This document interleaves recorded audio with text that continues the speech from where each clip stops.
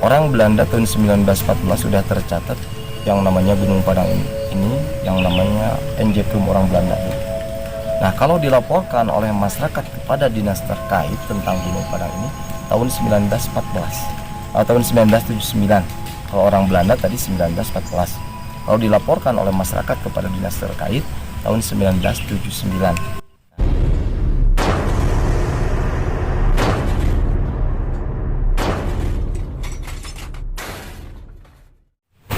Assalamualaikum warahmatullahi wabarakatuh. Ketemu lagi di channel saya.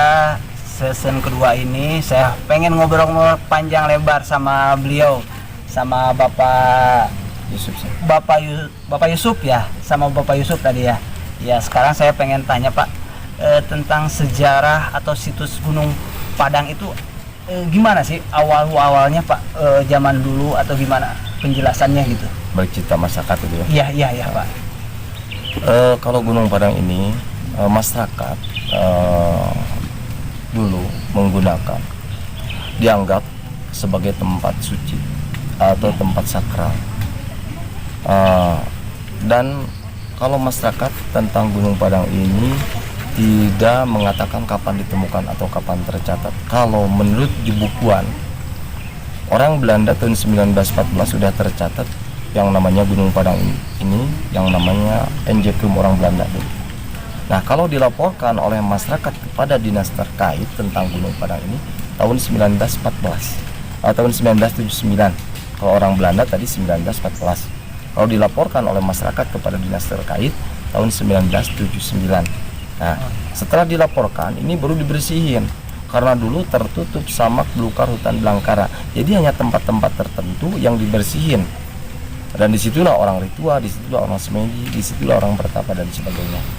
Nah, dari tahun 1979 setelah dilaporkan baru ini dibersihin, dikupas.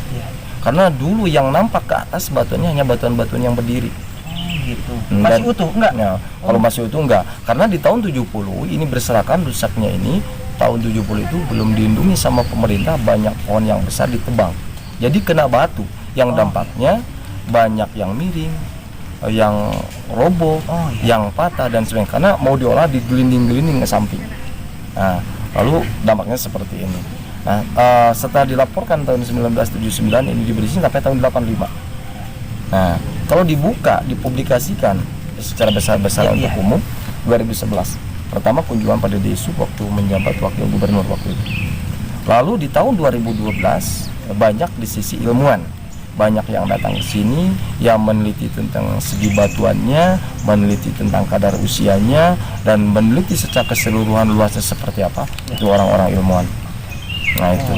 Dan kalau usianya menurut para ilmuwannya yang dari tim TTRM itu bermacam-macam, bervariasi dari atas sampai kemarin yang tersentuh bor atau di geobor sampai 25.000 tahun ya, itu yang paling dalam, itu yang mungkin yang usianya gitu. Dan ini di setiap teras juga ya memang istilahnya ada tempat-tempat tertentu yang di waktu itu suka dipergunakan orang ritual atau orang semedi atau orang berdoa. Itu sesuai dengan kepercayaannya, keyakinannya di waktu itu. Nah itu setelah dibersihin barulah sampai sekarang terbuka untuk umum, makanya orang dipublikasikan jadi tempat cagar budaya nasional dan terbuka untuk umum. Silahkan orang sejarah juga Pak ya. Sejarah juga gitu. Hanya dari mana, bukan hanya dari Indonesia, banyak yang dari luar negeri yang datang ke sini. Pada intinya dia takjub, dia bangga bisa mengunjungi tempat setua ini, bisa mengunjungi tempat seindah ini dan sebagainya.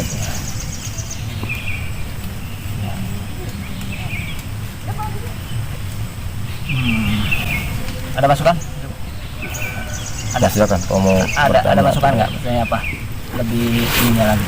Ya, itu besar kemungkinan karena kalau hasil kajian ilmuwan sampai 25.000 tahun sebelum Masehi, berdasarkan carbon dating yang dibawa ke Amerika, Florida, Miami, dicek standar internasional.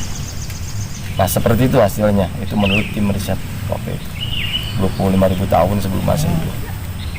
Banyak kebudayaan yang mungkin di Nusantara, khususnya di Jawa Barat. Ya, Jawa Barat. Nah ini udah ada tempat seperti ini mahakarya nenek moyang kita tempo dulu. Makanya orang ilmuwan menyebut zaman purbakala, zaman megalitikum atau zaman animisme dinamisme. Iya.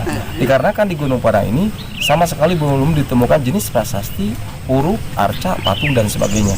Atau juga belum ditemukan kayak fosil, tulang benulang dan sebagainya. Karena Gunung Padang ini dulu, apalagi menurut cerita masyarakat, bukan sebagai tempat tinggal atau sebagai tempat huni. Karena orang yang punya kebutuhan tertentu, yang mungkin meditasi, berdoa, mungkin tafakur, kalau dewasa.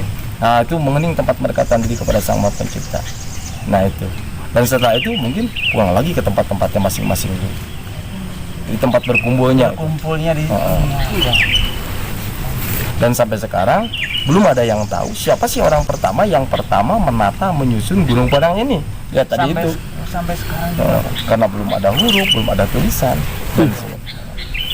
Tapi Pak, menurut ya berita-berita gitu Pak sekitar, katanya Pak kalau nggak salah hari Senin atau hari Selasa ini biasanya tempat ya kalau orang yang minta banyak keduniaan Pak, kalau yang nyebut gimana itu Pak?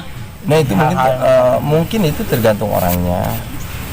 Ada juga yang mungkin seperti itu, ada juga yang memang tadi itu tafakur alam, menikmati suasana alam, atau mengunjungi petilasan nenek moyang kita tempo dulu, bahwa meyakini mungkin orang melihat dari YouTube atau dari apa, nah, barangkali pingin lihat dunia nyatanya seperti apa betul apa enggak, apa rekayasa apa enggak. Nah mungkin ada seperti itu macam-macam orang yang datang ke sini. Cuman kalau itu mungkin secara keperbedaannya masing-masing. Kalau yang tadi.